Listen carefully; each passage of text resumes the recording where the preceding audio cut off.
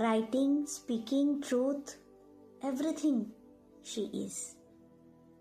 Each in an invocation.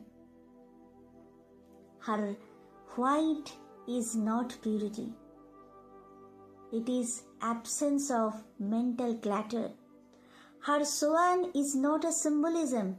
It is discernment, the ability to choose the truth from a flood of noise. When Saraswati flows, thought don't rush, word don't wounds. Knowledge does not dominate, it illuminates.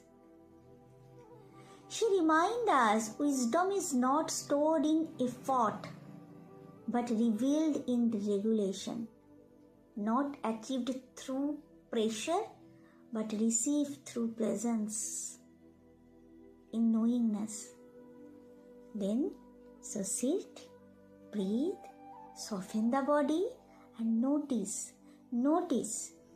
As the mind comes, she is already there.